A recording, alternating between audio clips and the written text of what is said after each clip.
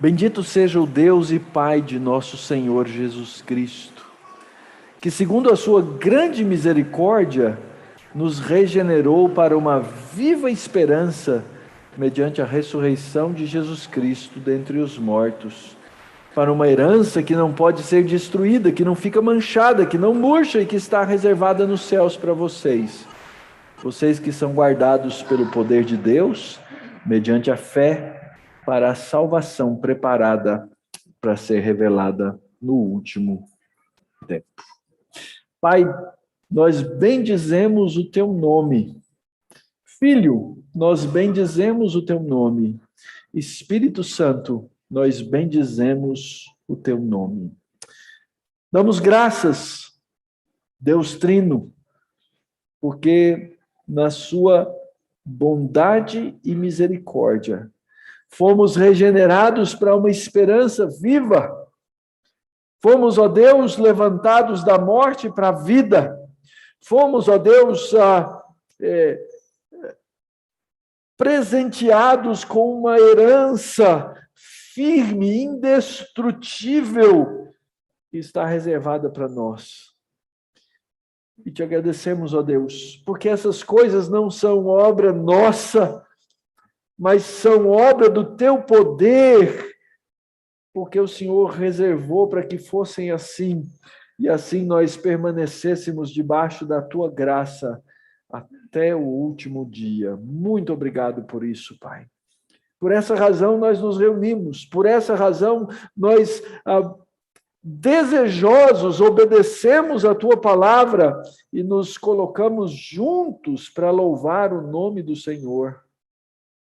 E assim, ó Deus, nessa manhã, rogamos por amor de Jesus Cristo, teu Filho, que debaixo da autoridade da Escritura, pela iluminação do teu Espírito Santo, nós possamos ouvir mais uma vez a verdade, mais uma vez escutar esse bendito e santo Evangelho e sermos renovados na presença do Senhor.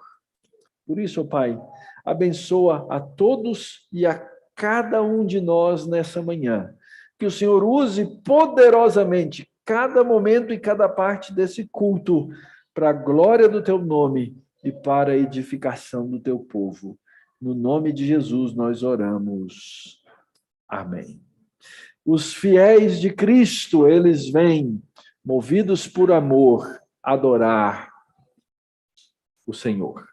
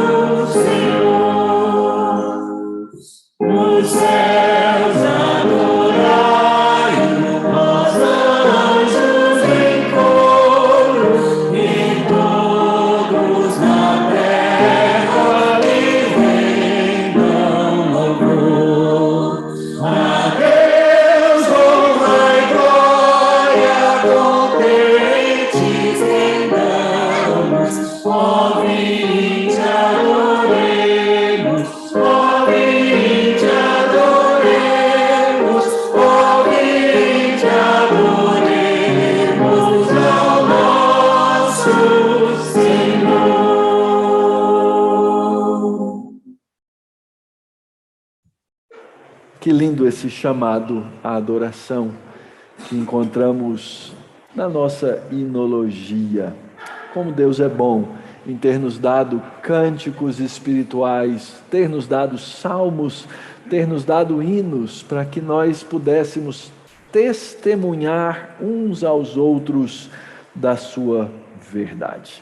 Nós estamos paralelo à nossa exposição de Levítico, fazendo nos nossos cultos a leitura completa da carta de Paulo aos Hebreus, porque há um certo sentido no qual a carta aos Hebreus, ela explica muita coisa do livro de Levítico. Então, nessa manhã, nós vamos continuar a nossa leitura. Quero convidar vocês para que nós leiamos juntos esses primeiros 6 versos do capítulo 3 de Hebreus. Vamos juntos, todos em voz alta, ler o texto. Diz assim a palavra de Deus: Por isso, santos irmãos, vocês que são participantes da vocação celestial, considerem atentamente o apóstolo e sumo sacerdote da nossa confissão, Jesus, o qual é fiel àquele que o constituiu,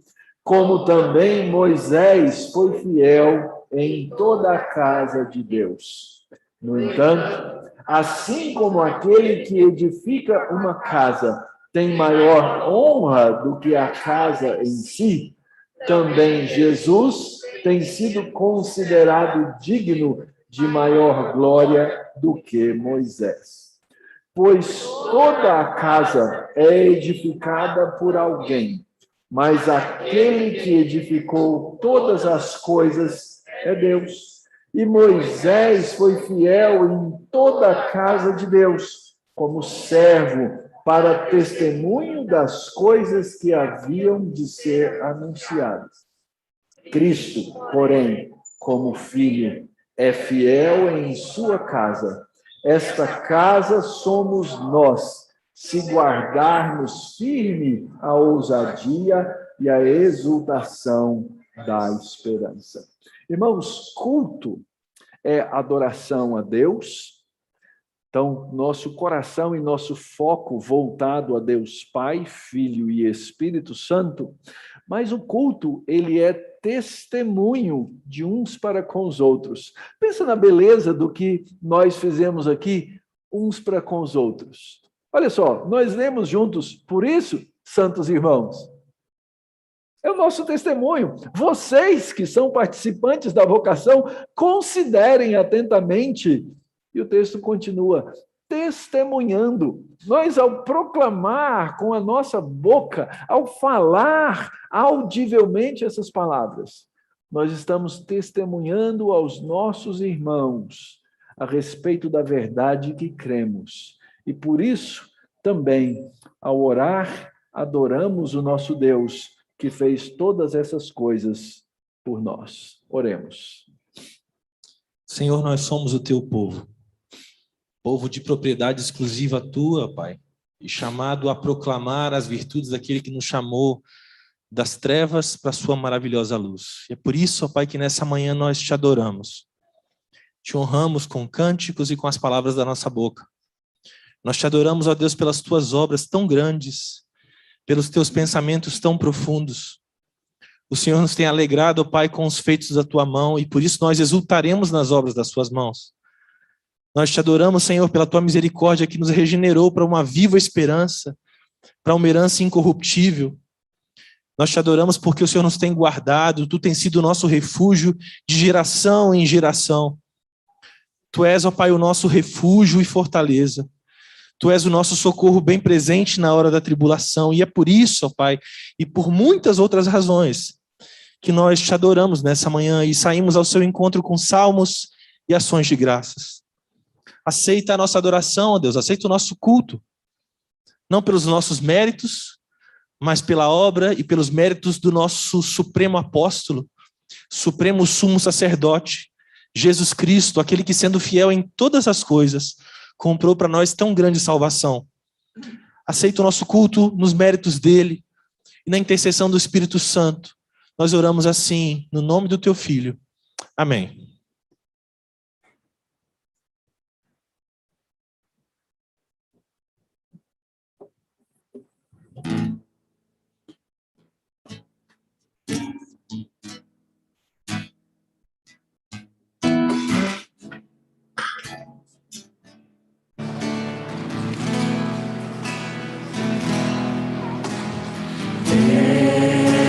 Deus, somente Deus, criou o mundo e o que nele há.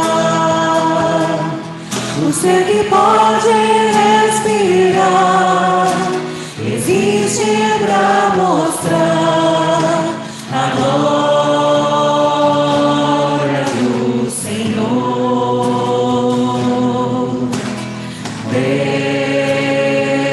Deus, somente Deus, os seus mistérios pode revelar, os seus desígnios quem jamais um dia conheceu, pois Deus somente é Deus, somente Deus, domina o trono do universo, que a voz da criação se erga para dar louvor somente a Deus. Deus, somente Deus, eternamente nós há de inspirar a alegria de adorar, desejo de exaltar a Deus, somente a Deus. Deus, somente Deus, domina o trono do universo, que a voz da criação se erga para dar louvor somente a Deus. Deus, somente Deus, domina o trono do universo, e a voz da criação se erga para dar louvor somente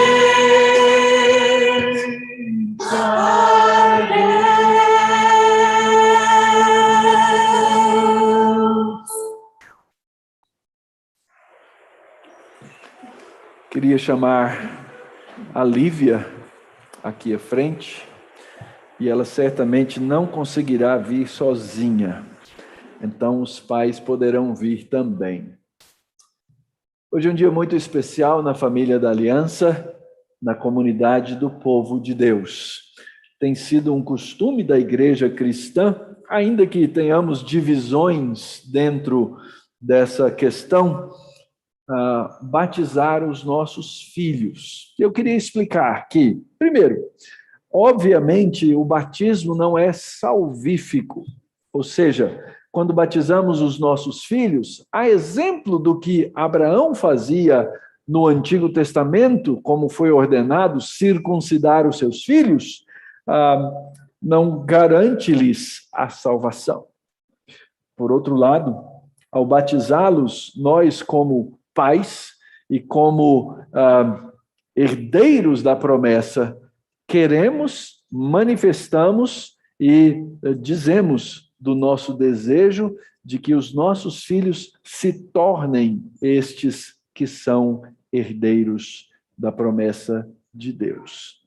Assim é que Felipe e Agê trazem a Lívia nessa manhã, para que ela seja apresentada diante do povo de Deus, seja batizada, e nós, povo de Deus, façamos o compromisso como família da aliança de caminhar com ela, caminhar com eles, ensinar e pregar o evangelho a ela, ensinando a Escritura, para que no tempo certo ela também possa manifestar a fé em Jesus Cristo e crer pessoalmente nele como seu Salvador. Para isso, queridos. Som.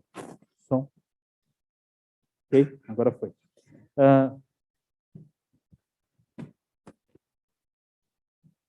Para isso, nós temos algumas perguntas que nós fazemos aos pais, como representantes da Lívia e apresentando Lívia para o batismo. Vocês, então, precisam se comprometer diante do Senhor, diante da igreja, das testemunhas aqui presentes, respondendo e reafirmando aquilo que vocês creem e assumindo alguns compromissos. E eu gostaria de fazer essas perguntas para vocês neste momento. Vocês creem em Deus Pai, Todo-Poderoso, Criador do céu e da terra? Creem em Jesus Cristo, seu único Filho, nosso Senhor, o qual foi concebido por obra do Espírito Santo, nasceu da Virgem Maria, padeceu sob o poder de Pôncio Pilatos, foi crucificado, morto e sepultado, ressurgiu dos mortos ao terceiro dia, subiu aos céus e está assentado à mão direita de Deus Pai, Todo-Poderoso, de onde há de vir a julgar os vivos e os mortos? Creem no Espírito Santo, em uma só igreja universal, na comunhão dos santos, na remissão dos pecados, na ressurreição do corpo e na vida eterna? Diante daquilo que vocês acabaram de reafirmar que creem, vocês prometem que o Senhor Deus, prometem que se o Senhor Deus conservar a vida da Lívia até a idade da razão, vocês vão instruí-la na crença seguida pelo povo de Deus, como ensinado na Escritura? Vocês prometem ensiná-la a ler para que ela venha a ler por si mesma a Santa Escritura, orar com ela e por ela, servir vocês mesmos de bons exemplos de piedade e religião e se esforçar por todos os meios designados por Deus para criá-la na disciplina e na correção bíblica? Prometem ler a Bíblia com ela e trazê-la à igreja com assiduidade, ensiná-la desde a mais tenra idade a respeitar o culto divino e a participar dele? Eu gostaria de fazer duas perguntas aos membros da igreja que recebem Lívia como parte deste corpo, como parte desta família. A primeira pergunta é: vocês se comprometem a ajudar Felipe e Geisle a ensinar a palavra do Senhor a Lívia? Sim. Vocês prometem amar a Lívia e ajudá-los no cuidado, cuidando deles, para que eles possam continuar cuidando dela em todos os momentos? Sim.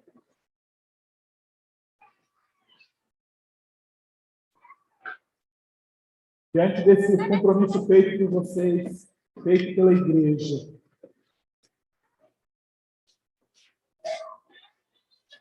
nesse momento, então, Lívia, herdeirinha do Senhor Jesus Cristo, nós a recebemos na família da fé, batizando em nome do Pai, do Filho e do Espírito Santo. Amém.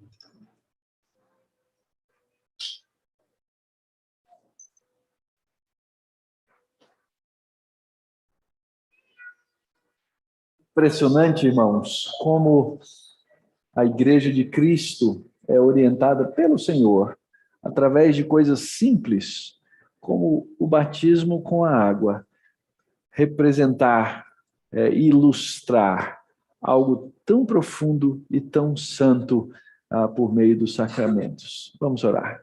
Senhor, nós rogamos que aquilo que fizemos, ordenados pela tua palavra, seja uma verdade e uma realidade no céu.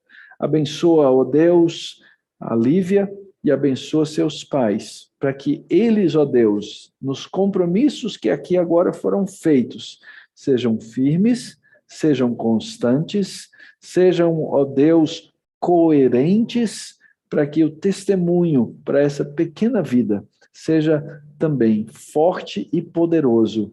Assim, ó Deus, fazendo com que o coraçãozinho dela, à medida em que ela crescer e entender, seja cativo da palavra e da graça que recebemos em Cristo Jesus. Abençoa a igreja no testemunho a dar também para Lívia. No nome de Jesus nós oramos e agradecemos. Amém. Amém.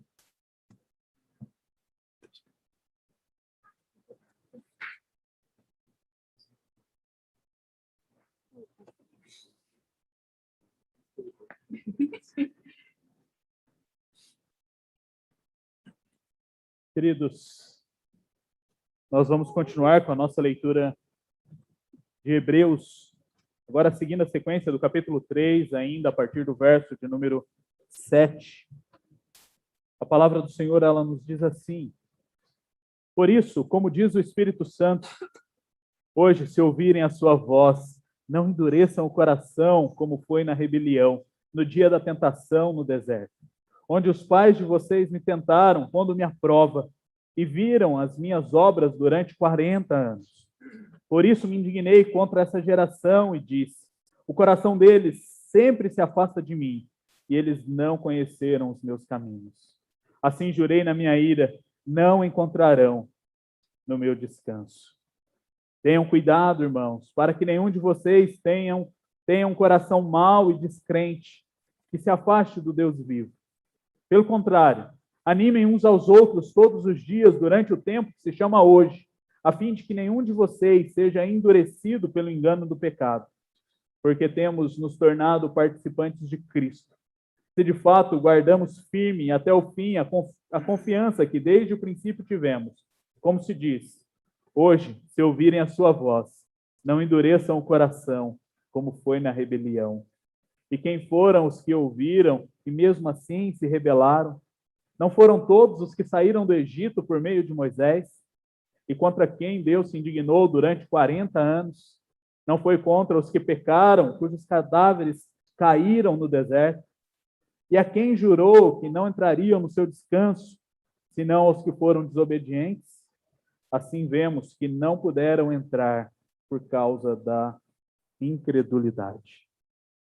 Queridos, quando nós olhamos para Hebreus, e aqui, como o reverendo Mauro acabou de dizer, ele está relacionado e ele nos ajuda a entender essa dinâmica daquilo que nós temos visto em Levítico, daquilo que vimos no livro do Êxodo. E aqui, o autor aos Hebreus está relembrando o povo da consequência do pecado dos seus antepassados no deserto. Está lembrando o povo da dureza do coração e da consequência da dureza do coração daquela nação.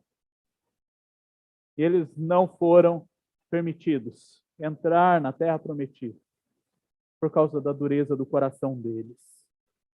Por não se consagrarem ao Senhor, por não voltarem os olhos para Deus e por não obedecerem ao Senhor. Eles pecaram.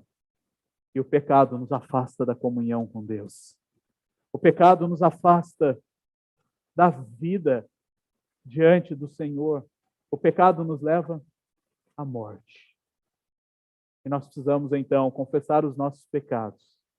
Nós precisamos clamar ao Senhor que Ele não deixe que o nosso coração fique endurecido, como no tempo da rebelião no deserto.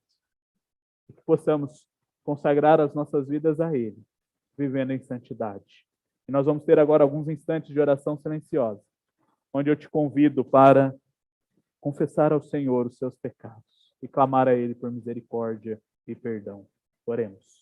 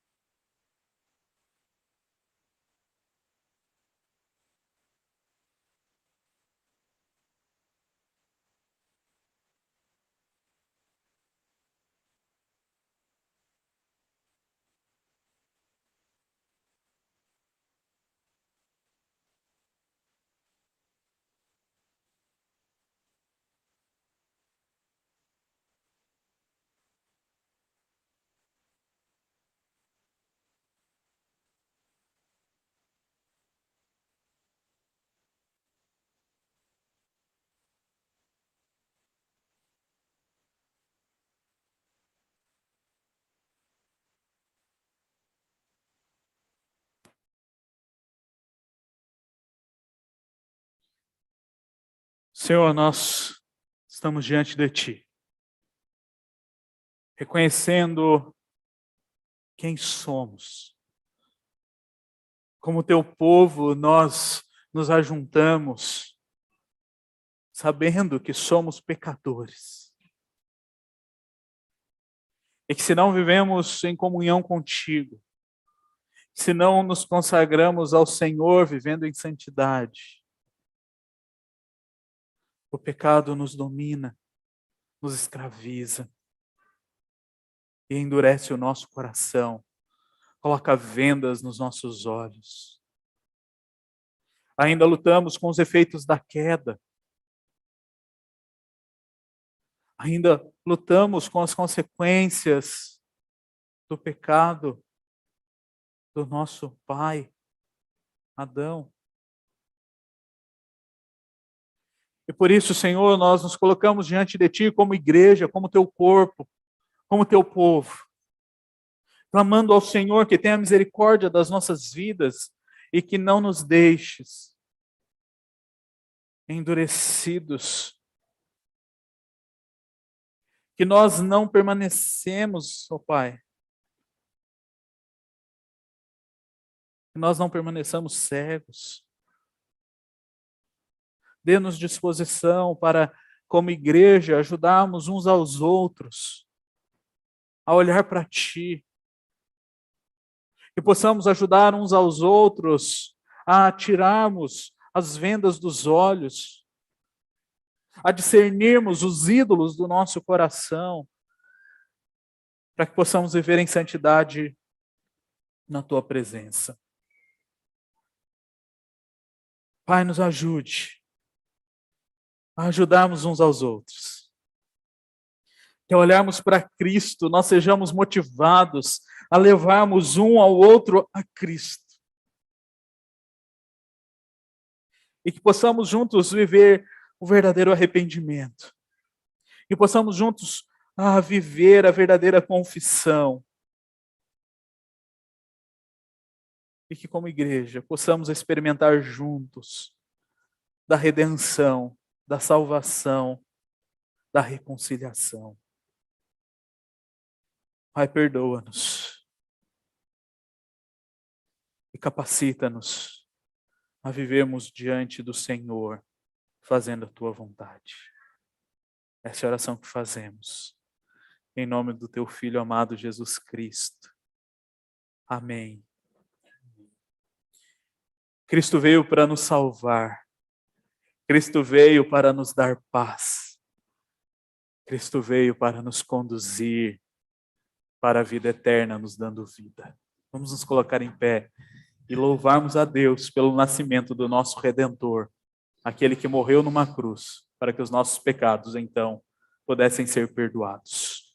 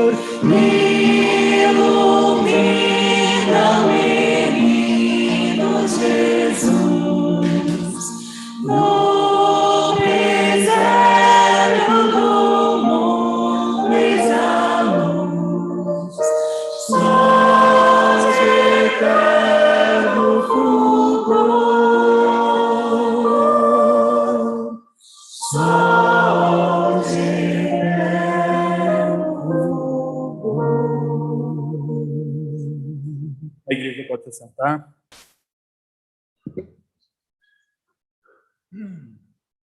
Nós vamos continuar a exposição de Levítico.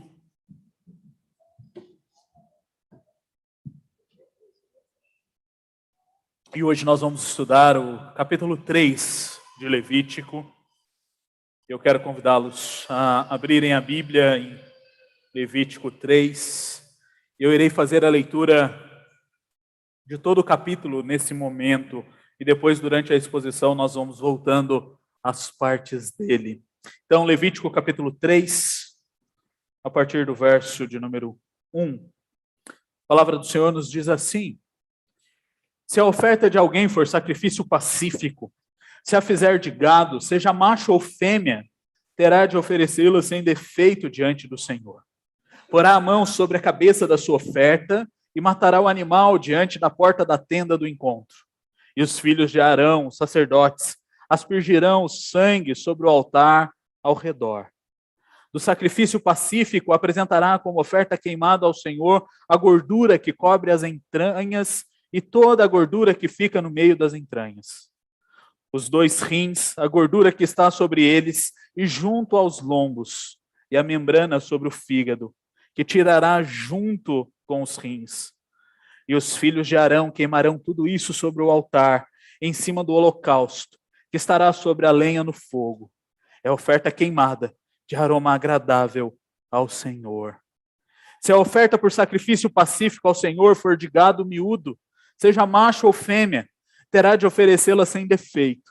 Se trouxer um cordeiro por sua oferta, a pessoa deve oferecê-lo diante do Senhor. Porá a mão sobre a cabeça da sua oferta e matará o animal diante da tenda do encontro. E os filhos de Arão aspergirão o sangue sobre o altar ao redor. Então, do sacrifício pacífico trará ao Senhor por oferta queimada a sua gordura, a cauda toda, a qual tirará rente ao espinhaço, a gordura que cobre as entranhas, toda a gordura que está no meio das entranhas. Os 2 rins, a gordura que está sobre eles e junto aos lombos, e a membrana sobre o fígado, e que tirará junto com os rins. E o sacerdote queimará tudo isso sobre o altar, como oferta de alimento ao Senhor. Se a oferta da pessoa for uma cabra, diante do Senhor a trará. Porá a mão sobre a cabeça da cabra e a matará diante da tenda do encontro. E os filhos de Arão aspergirão sangue sobre o altar ao redor. Depois trará dela a sua oferta, por oferta queimada ao Senhor. A gordura que encobre as entranhas e toda a gordura que está no meio das entranhas. Os 2 rins, a gordura que está sobre eles e junto aos lombos. E a membrana sobre o fígado, que tirará junto com os rins. E o sacerdote queimará tudo isso sobre o altar, como oferta de alimento, de aroma agradável. Toda a gordura será do Senhor. Este é um estatuto perpétuo durante as gerações de vocês, onde quer que morarem. Vocês não comerão nem a gordura, nem o sangue. Vamos orar. Senhor, nós te agradecemos, mais uma vez, pela tua palavra. Nós te agradecemos, pois o Senhor tem derramado a sua graça sobre as nossas vidas e podemos ouvir a leitura da tua palavra e a exposição da tua palavra é sinal da tua misericórdia. Por isso, nesse momento, Pai, nós queremos clamar ao Senhor que fale aos nossos corações e que nos ajude ao ouvirmos a tua palavra, termos disposição para vivermos em conformidade com a tua vontade. Senhor, essa é a oração que nós fazemos, em nome do teu Filho amado, Jesus Cristo. Amém. Amém. Queridos,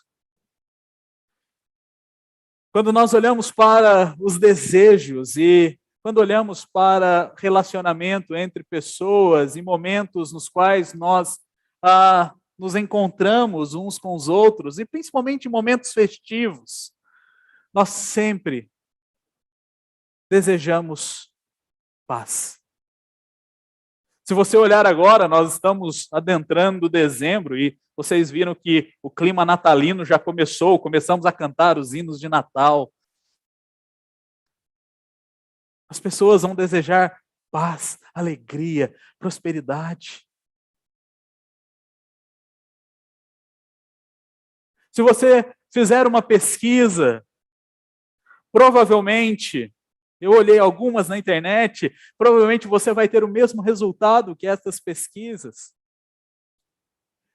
E diante de um extrato de pessoas, muitos, a maioria, afirmavam buscar paz, querer paz. E paz em várias áreas, de vários sentidos.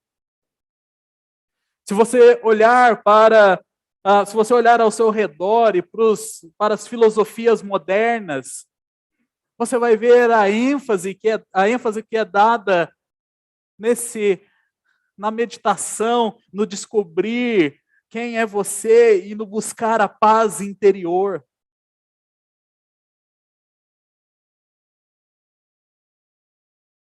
E as pessoas, elas vão fazer aquilo que está ao alcance delas para promover a paz. Alguns não. Alguns não querem saber de paz. Vão viver pela guerra. Vão viver pela amargura, pela ira e pelo ódio. Mas talvez esteja sendo generalista e otimista demais. Não creio que essas sejam a grande parte. Creio que o povo geral deseja paz. Deseja estar em paz. Mas quando nós olhamos ao nosso redor, nós vemos que esse desejo, ele não está sendo alcançado. Esse objetivo, ele não está sendo alcançado. Se você olhar e abrir os jornais de notícias, você vai ver que em algum lugar do mundo está havendo guerra. Mas se você parar e olhar para o seu coração, você também provavelmente vai encontrar ali algum lugar do teu coração que não tem paz. Seja em um conflito não resolvido com alguém, seja em uma insatisfação, seja por causa de um pecado específico.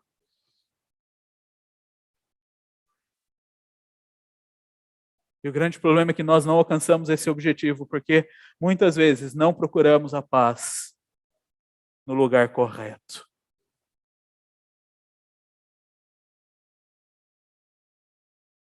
Alguns livros são escritos anualmente sobre este tema.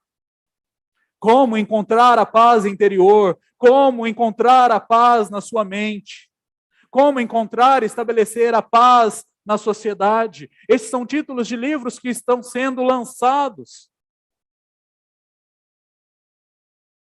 E há um autor que escreveu um livro em 1946, chamado Joshua Lieberman. E ele escreveu um livro intitulado A Paz da Mente.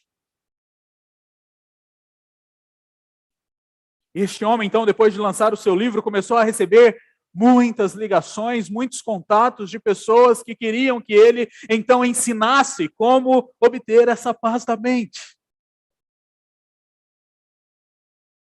Vocês sabem o que aconteceu com este homem? Provavelmente não, porque eu não sabia até 4 dias. Este homem morreu meses depois de lançar o seu livro.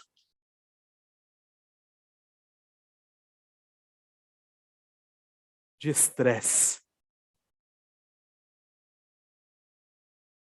Sem paz nenhuma. De tanto as pessoas o procurarem. De tanto ser incomodado e ser emocionalmente sobrecarregado. Ele teve um ataque do coração. Contraditório, não? Mas aqui nós conseguimos identificar um padrão.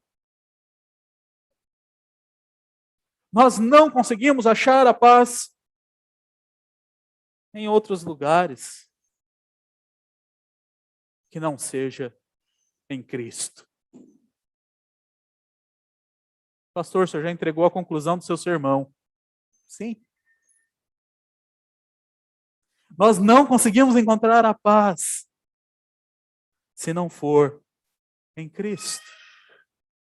Queridos, nós temos olhado para o livro de Levítico e nós temos visto exatamente essa estrutura acontecendo. Ainda bem que eu não tinha passado nenhum slide.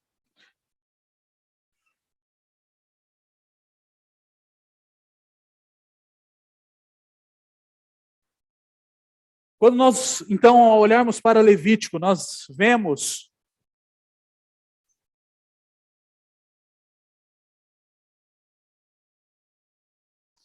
exatamente essa estrutura. Nós vemos Deus, por meio da sua graça e da sua misericórdia, estabelecendo um sistema sacrificial para que o povo pudesse estar na sua presença. E nós vemos que Deus ele vai ser tão gracioso que ele vai providenciar todos os meios para que o povo pudesse estar diante dele. Nós vimos nas últimas exposições que Deus ele vem habitar no meio do seu povo. Moisés e o povo eles vão terminar o tabernáculo, que era o sinal desta presença de Deus no meio do povo. E o Senhor então estabelece o holocausto como o primeiro passo para entrarmos na sua presença. E nós vemos que tudo que acontece ali no tabernáculo é ordenado pelo Senhor. É a provisão do Senhor. E lá no capítulo 7 ele vai dizer que esta é a lei a respeito do holocausto, da oferta de cereais, da oferta pelo pecado, da oferta pela culpa, da consagração e do sacrifício pacífico que o Senhor ordenou a Moisés no Monte Sinai, no dia em que ordenou aos filhos de Israel que oferecessem as suas ofertas ao Senhor no deserto do Sinai. Então nós devemos ler Levítico não apenas como um livro de lei, mas nós devemos ler Levítico a partir da perspectiva da graça. Entendendo que o Senhor está sendo misericordioso para com o povo, providenciando para o povo um meio pelo qual eles iriam então desfrutar da presença do Senhor. E nós, desde o primeiro capítulo, chegamos hoje no capítulo 3, nós não passamos ainda nenhum bloco deste texto sem falar de sacrifício.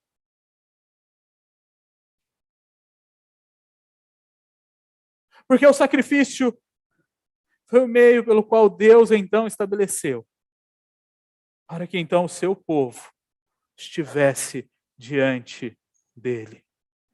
Então, quando nós olhamos para a adoração através do sacrifício, este era o caminho, a jornada para a presença de Deus. E essa jornada, ela envolvia um processo. E nós vimos que essa palavra, corban, é a palavra usada e traduzida por oferta. E essa palavra, na sua raiz, ela vai ter esta ideia, este conceito de aproximar-se. Então, quando eles se aproximavam do Senhor, eles precisavam então entregar essa dádiva, esta oferta ao Senhor.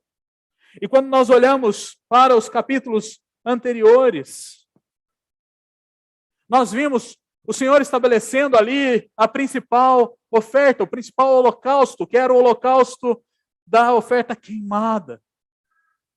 Que o povo então pegava o animal, entregava o animal todo, e todo animal era queimado como oferta agradável ao Senhor.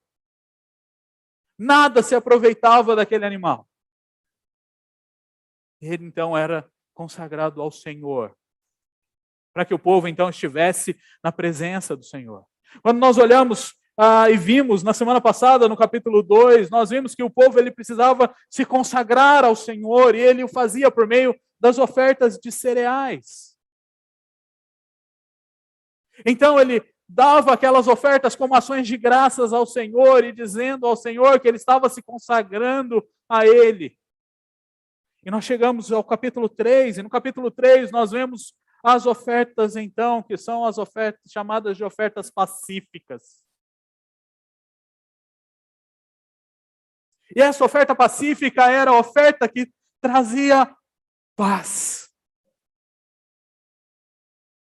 E aqui nós precisamos voltar a alguns livros, especificamente 2 livros. E nós precisamos chegar lá em Gênesis. E precisamos chegar lá no capítulo 3 de Gênesis. E no capítulo 3 de Gênesis nós temos ali o relato da queda. Nós temos o relato da queda. O homem pecou contra o Senhor. E com isso, o que acontece com o homem? Ele se torna inimigo de Deus. Não há paz entre Deus e o homem. E por essa razão, quando nós olhamos para o capítulo 3 e olhamos para as ofertas aqui, ofertas pacíficas, nós vamos primeiro entender que necessitamos de ter paz com Deus. Queridos, essa não é uma opção. Essa não é uma ação que é automática e natural. E para entendermos esse sacrifício de oferta pacífica, nós precisamos entender que a paz com Deus começa quando nós entendemos que nós não a temos. E quando nós entendemos que nós precisamos dessa paz. A Bíblia ela não nos diz que nós somos automaticamente, ou nós estamos automaticamente em paz com Deus. Pelo contrário, fora da salvação em Cristo, toda a humanidade ela é inimiga de Deus. Se você olhar para Romanos 5, você vai ver ali Paulo declarando que todas as pessoas que vêm até Cristo são inimigas de Deus. Lá no verso 10 do capítulo 5. Quando você olha para Colossenses, lá no capítulo 1, no verso 21, Paulo vai dizer que nós somos estranhos e inimigos no nosso entendimento por causa das nossas ações malignas. E nós precisamos entender isso, e nós precisamos declarar isso, que nós precisamos admitir isso, que nós somos inimigos de Deus. O pecado nos faz inimigos de Deus e por isso nós precisamos da paz. Por isso nós precisamos dessa oferta pacífica ao Senhor. E queridos, para entendermos essa realidade, nós vamos exatamente pensarmos nas ofertas e nas descrições que são feitas aqui neste capítulo sobre como as ofertas deveriam ser cumpridas. Se você ouviu atentamente a leitura, ou fez uma leitura atenta do capítulo, você vai ver que este capítulo ele está dividido em 3 blocos. E estes 3 blocos vão começar da mesma maneira. Ele vai dizer, verso 1, se a oferta de alguém for sacrifício pacífico. Verso 6, se a oferta por sacrifício pacífico ao Senhor. Verso 12, se a oferta da pessoa for uma cabra. E esses 3 blocos vão estabelecer detalhes de como a oferta deveria ser feita. Os passos, os procedimentos, eles são prescritos por Deus. E aqui nós vemos a graça do Senhor. Por nós mesmos, nós não conseguimos reconciliar este relacionamento. Por nós mesmos, nós não conseguimos gerar paz neste relacionamento. E o Senhor detalhadamente nos diz como esse relacionamento seria, então, restaurado com a paz. E ao entendermos que nós necessitamos dessa paz com Deus, nós vamos responder em obediência ao Senhor. Quando eles se colocavam ali na porta da tenda, e ao fazer detalhadamente estes sacrifícios. Isso exigia tempo para que eles pensassem na intenção. Os sacrifícios não eram feitos assim rapidamente. E aquela fila, ela se formava. Provavelmente, porque gastava-se tempo no processo. E eles precisavam, então, pensar, eles precisavam examinar o coração, sondar a motivação para estarem diante do Senhor. E se você olhar para os 3 blocos do capítulo 3, e olhar para o capítulo 1, você vai ver ali o mesmo rito sendo apresentado. O adorador, ele precisava então pegar o animal, levar o animal à entrada do tabernáculo. E ali ele vai então colocar as suas mãos sobre o animal, na ideia de que agora aquele animal seria o seu representante. Então ele se identifica com aquele animal. Depois ele vai abater este animal. E o sacerdote então vai levar o animal para ser queimado. Mas aqui, diferente das ofertas descritas no capítulo 1, nós não temos todo o animal sendo queimado. Nós temos partes sendo oferecidas ao Senhor.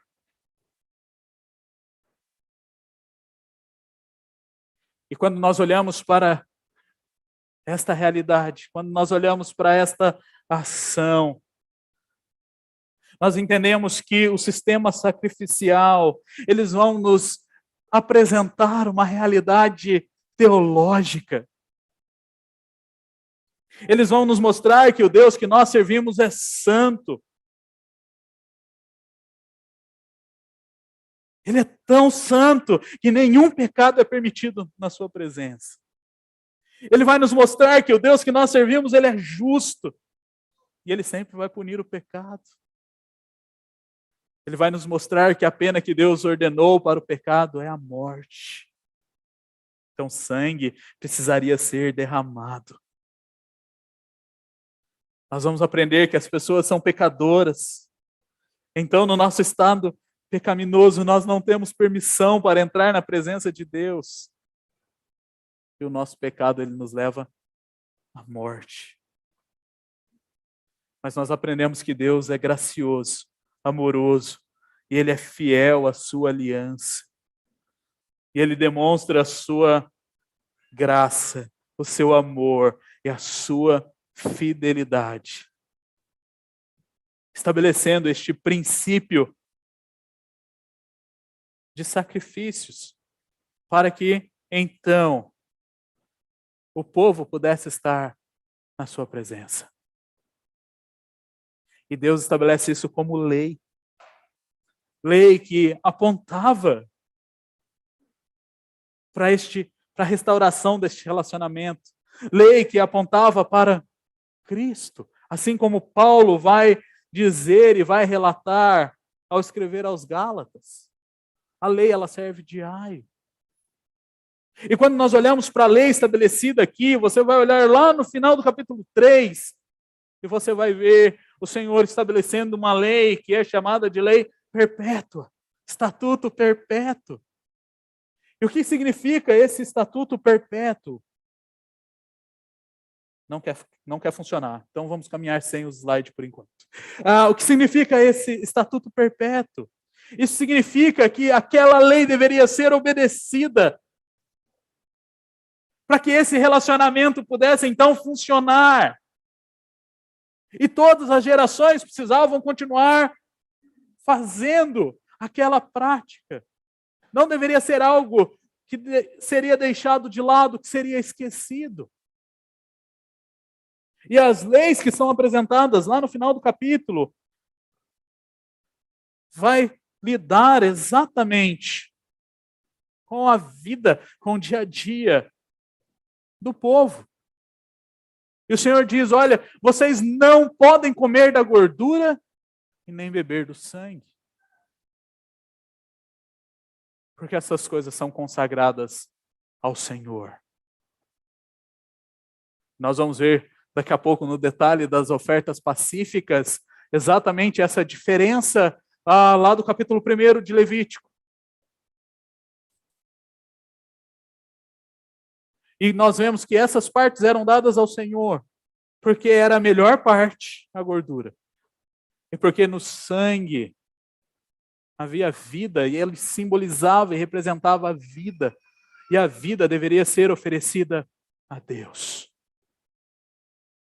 Então, quando nós olhamos para o sistema sacrificial, ele vai nos levar à realidade de que precisamos ter paz com Deus. E nós vamos ver que Deus, na sua graça, Ele vai providenciar todos os meios para que essa paz aconteça. Se você olhar e adiantar um pouquinho lá na sua Bíblia, alguns capítulos, você vai chegar no capítulo 7, um capítulo que será exposto em alguns domingos aqui na igreja, então não vou me adentrar nos detalhes do capítulo 7, mas nós precisamos ler o capítulo 3, à luz do capítulo 7, porque no capítulo 7 nós temos ali a estrutura de como a oferta pacífica deveria ser apresentada ao Senhor. A lei que regia todo o funcionamento dessa oferta que era dada ao Senhor. E lá no capítulo 7 você vai ver que a maior parte do capítulo, do verso 11 até o verso de número 38, vai falar da prática da oferta pacífica. E ele vai mostrar que o Senhor, então, desenvolve com o seu povo comunhão. E nós precisamos entender que nós precisamos fazer paz com Deus, mas precisamos ter paz com Deus e nós precisamos também entender que nós fomos criados por Deus para ter comunhão com Ele. E se você olhar para o capítulo 7, você vai ver ali que a oferta pacífica era uma oferta de comunhão ao Senhor. Uma oferta que havia ali uma refeição que era feita com Deus, com o sacerdote, com o adorador que levava a sua oferta a Deus. Queridos, para termos paz com Deus, nós precisamos exercitar comunhão com Ele. E quando olhamos para o capítulo 7, nós vemos que todos participavam da refeição. Cada um recebia a sua parte e todos comiam juntos, simbolizando esta união, simbolizando esta pacificação. Quando nós olhamos para a cultura do Oriente, e talvez essa cultura respinga em nós, comer com as pessoas é exatamente um ato no qual nós nos unimos em torno da amizade, da comunhão, deixamos de lado as hostilidades.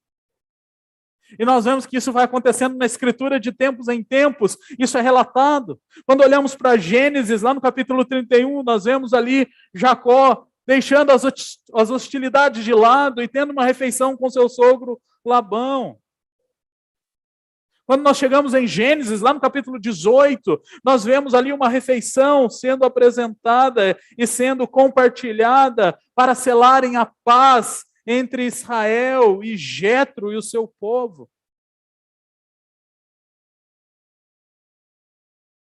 Quando olhamos lá para o período dos 6, nós vemos lá Salomão fazendo um grande ofertório, entregando muitos animais em oferta pacífica, e aquele povo comeu durante 3 dias, fartamente.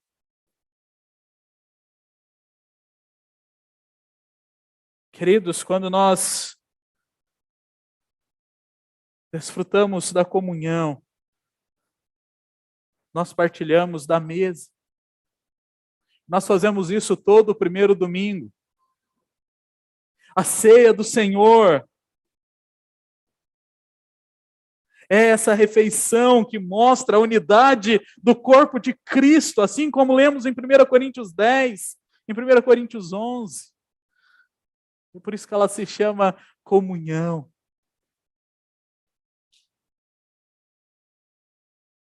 E aqui, quando olhamos para esta refeição, nós vemos uma estrutura sendo estabelecida. E nessa estrutura que está sendo estabelecida, nós vemos que, em primeiro lugar, Deus ele recebe a melhor parte. Na comunhão com Deus, Deus ele vai receber a melhor parte. E naquela época, essas eram as melhores partes. Gordura. Olha o verso 3, o verso 9 e o verso 16. Eles vão dizer que toda a gordura deve ser dada e ofertada ao Senhor. O texto vai falar dos rins, versos 4, 10 e 15.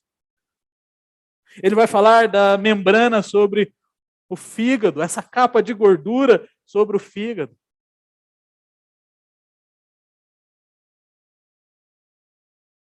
Deveria ser oferecido ao Senhor.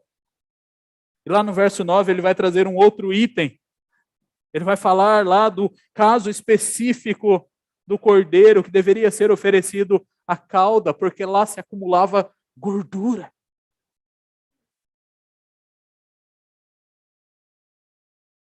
Talvez hoje não faça muito sentido, né?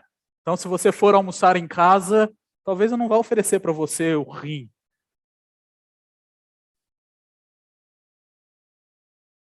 Mas naquela época, essas eram as comidas exóticas, as melhores comidas. E ela era oferecida ao Senhor. Quando nós olhamos lá para o capítulo 7, nós vemos que o sacerdote ele recebia ali, num segundo momento, então o peito e as coxas. E o restante daquele animal era então o alimento do adorador e da sua casa. Todos partilhavam da mesma refeição.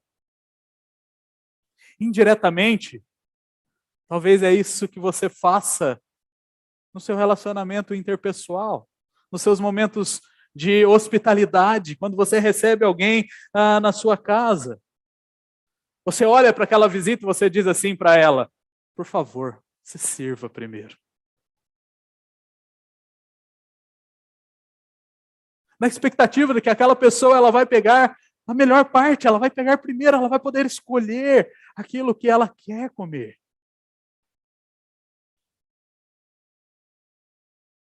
Eu fui ensinado que os de casa comem por último, né? Então, fim da fila. Essa é uma estrutura que nós utilizamos dela. Mas muitas vezes nós não usamos dessa mesma estrutura no nosso relacionamento com Deus.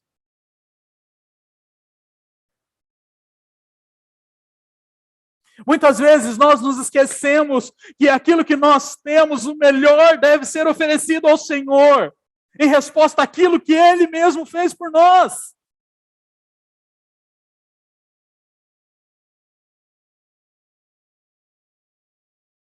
Muitas vezes nós estamos com os nossos corações angustiados, desesperados, aflitos, sobrecarregados. Muitas vezes nós paramos nos perguntando como que eu faço para me relacionar com Deus? E eu busco método, eu busco alternativas, eu busco estruturas.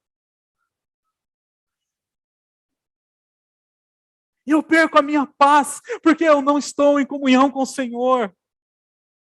Eu não ofereço ao Senhor a melhor parte, o melhor da minha vida, o melhor do meu tempo, o melhor da minha saúde, o melhor dos meus recursos. Eu vou perdendo a paz porque eu vou deixando Deus em segundo lugar. Eu vou deixando Deus para o final da fila. E Deus vai ficando com o resto. Deus vai ficando com o que sobra. Aquele povo, para nutrir comunhão com o Senhor, eles precisavam fazer essa oferta pacífica, para buscar essa paz com Deus. E, queridos, essa não é uma oferta de culpa pelo pecado.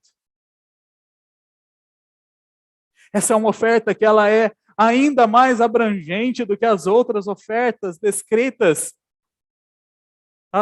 do que as outras ofertas queimadas. Porque se você olhar para o texto, ele vai então de maneira diferente do que diz lá no primeiro capítulo, que o animal deveria ser perfeito, e que ele deveria ser todo queimado, deveria ser macho, e ele seria inteiramente queimado. Se você olhar para o texto e ver lá no primeiro versículo do capítulo 3, você vai ver que ele podia ser macho ou fêmea.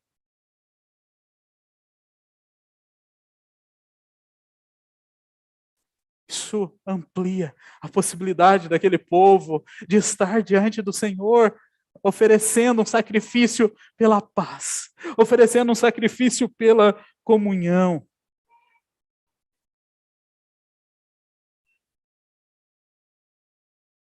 Alguns vão dizer, no terceiro bloco, quando ele vai lá no verso 12, dizer assim, se a oferta da pessoa for uma cabra diante do Senhor, atrará.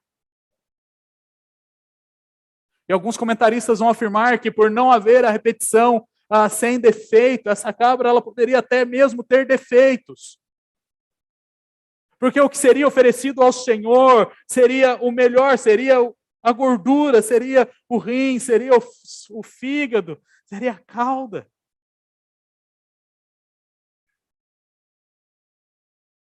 E o adorador poderia comer as demais coisas. Isso é a graça de Deus providenciando o meio para que nós, então, possamos ter comunhão com Ele.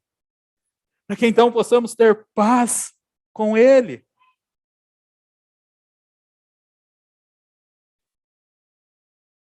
Provavelmente você não vai fazer essa pergunta por causa daquilo que eu já entreguei no início do meu sermão. Mas se você já se esqueceu da minha conclusão já anunciada, você então pode até mesmo se perguntar, como que eu tenho paz com Deus? Se eu não faço mais esses sacrifícios, se eu não sigo mais esse sistema sacrificial. Nós olhamos para a Escritura e nós entendemos que a paz com Deus, ela continua sendo garantida pelo sacrifício. Mas não mais do gado maior, do gado menor, mas agora a paz, ela é garantida pelo sacrifício de Cristo. Naquele momento, os animais deveriam ser sacrificados. Os animais deveriam ser dados para que esse relacionamento, então, fosse ali restaurado, para que o povo estivesse diante do Senhor. Agora nós não precisamos mais fazê-lo. Cristo foi sacrificado para que nós tivéssemos paz com Deus. Na cruz, Cristo, ele vai pagar o preço da reconciliação com Deus. Ele vai comprar a paz com Deus. Para todos aqueles que o professarem como Senhor e Salvador das suas vidas. E por meio da obra de Cristo na cruz, hoje nós podemos ter comunhão com Deus. E podemos ter comunhão com os nossos irmãos. Porque o seu sangue foi derramado numa cruz.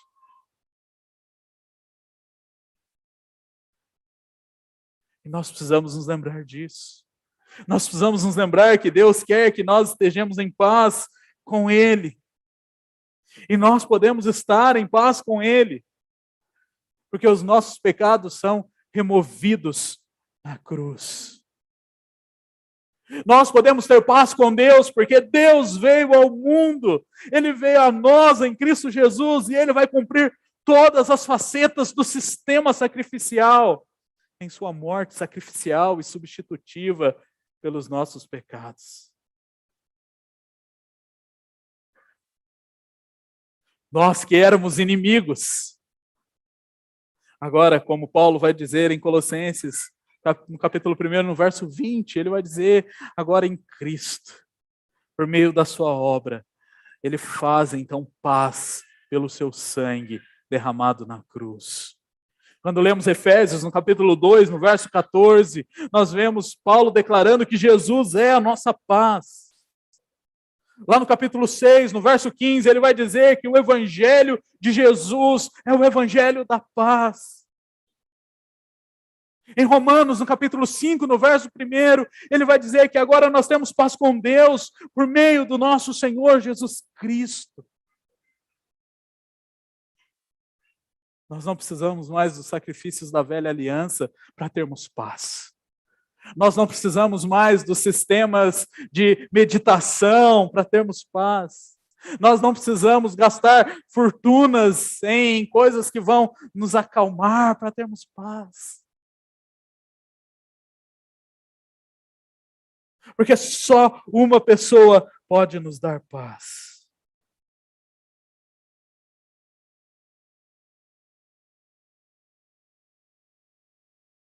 Nós falamos no início de Joshua Lieberman, que morreu tentando proporcionar paz para as pessoas. Ele não conseguiu, nem a paz para si mesmo.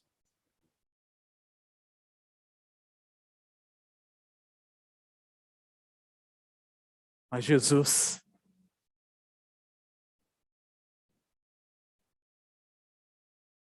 ele conseguiu. Ele tomou sobre si a ira de Deus. Ele tomou sobre si os nossos pecados. Para que nós pudéssemos ter paz. Ele é o príncipe da paz. Ele é a estrela da paz. E nós devemos descansar nesta paz que recebemos em Cristo. E só a recebemos quando nós temos Cristo como nosso Salvador. O que nós devemos fazer? Vamos ver se vai.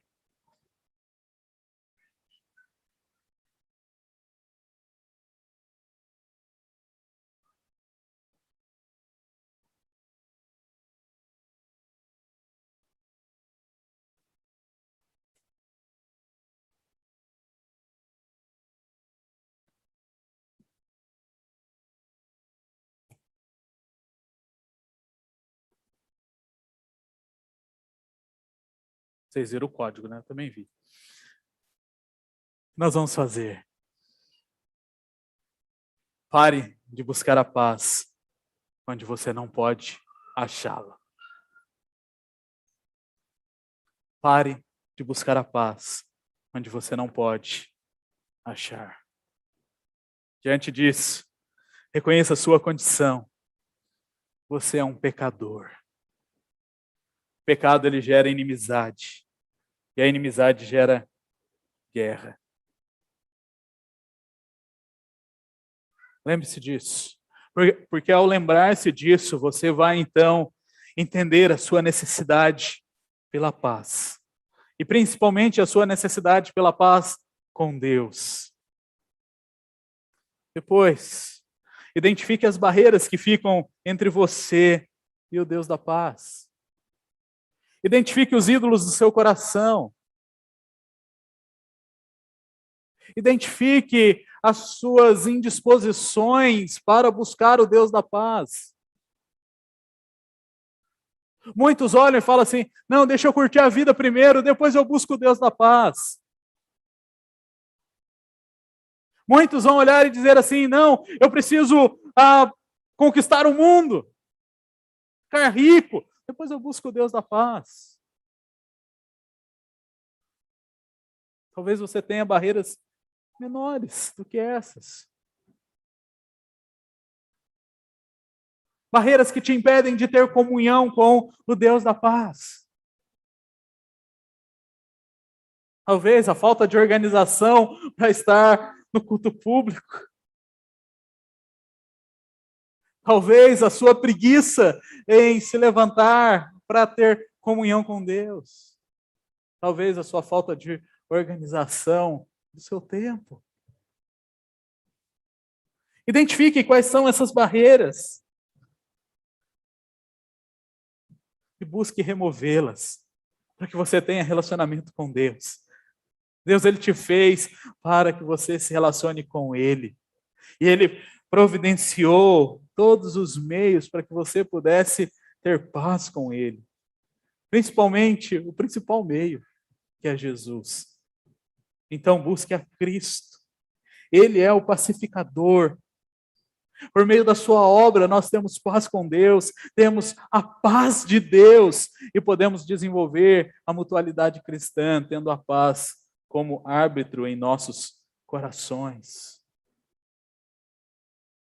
Queridos, nós vivemos numa sociedade angustiada e desesperada.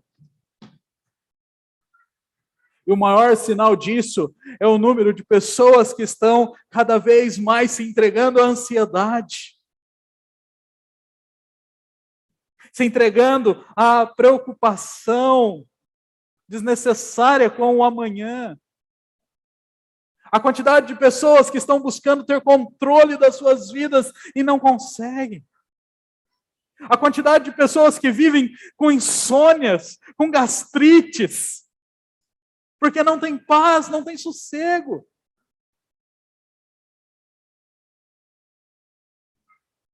Não tem a paz que vem de Deus. E se você olhar para o Novo Testamento, e se você olhar para Filipenses, ele vai dizer, olha, não andem ansiosos de coisa alguma, coloquem diante do Senhor e apresentem diante do Senhor todas as suas ansiedades. E vocês vão receber a paz que excede todo entendimento. Precisamos recorrer a Cristo para lidarmos com as angústias dos nossos corações. Queridos, precisamos buscar a Cristo para resolvermos os conflitos que ocorrem em nosso meio. Faz parte da vida de santidade. Se você ler Colossenses capítulo 3, você vai ver exatamente essa mutualidade cristã, na disposição de suportar uns aos outros, de perdoar uns aos outros. E o texto diz assim, olha, que a paz de Cristo seja o árbitro no seu coração. E desenvolva um amor. Queridos, nós não temos paz com Deus. Nós não temos a paz de Deus. E nós não conseguimos desenvolver paz em nosso meio, se nós não olharmos para Cristo. Ele é quem nos dá essa paz. Vamos juntos. Fazemos desse cântico a nossa oração, clamando ao Senhor que derrame em nós a sua paz. E que Ele nos dê amor, força, para que possamos viver em santidade, em comunhão com este Deus santo, justo e fiel. Vamos colocar em pé.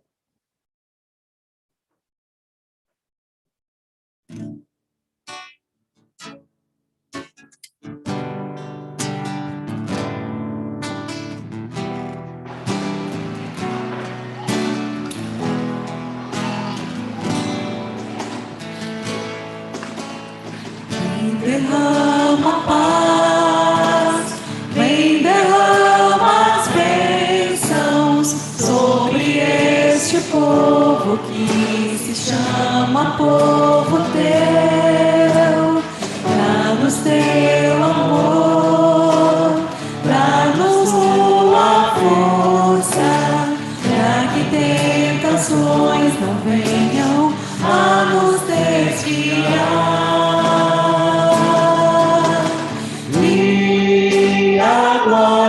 Seja dada a ti, pelo que tens feito, pelo que tens sido, pelo que farás.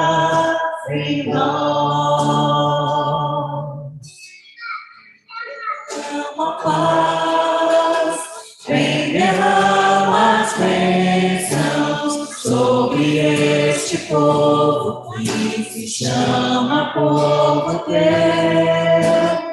Dá-nos teu amor, dá-nos tua força, para que tentações não venham a nos desviar. E a glória seja dada a ti, pelo que tem feito, pelo que tem sido, pelo que farás em nós. E a glória seja dada a ti, pelo que tem feito, pelo que tem sido, pelo que farás em nós. Pelo que farás em nós.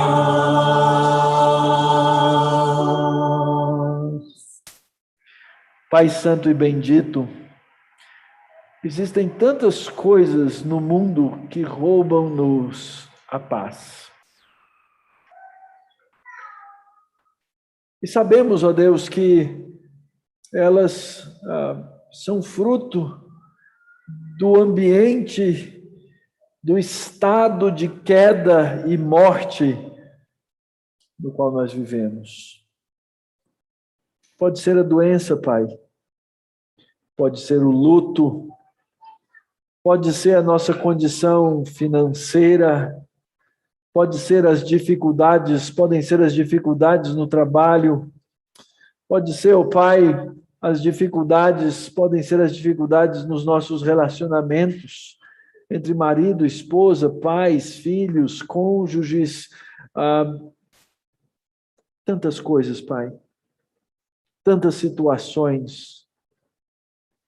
E nós rogamos, ó Deus, que em cada uma delas, em primeiro lugar, sim, a paz de Cristo, comprada, paga, seja o juiz do nosso coração, ó Pai. Que nós entendamos que Cristo veio para nos dar a paz independentemente das circunstâncias que vivemos, mesmo no meio de guerras, mesmo no meio de lutas. Por isso, Pai, traz a Tua palavra ao nosso coração para que vivamos verdadeiramente em paz na Tua presença, Pai. Tem misericórdia sobre nós. Mostra-nos, ó Deus, essa oferta de paz que o Teu Filho bendito, Jesus Cristo, já fez e é, para que nós vivamos dessa maneira. Traze-nos, ó Pai, paz e consolo.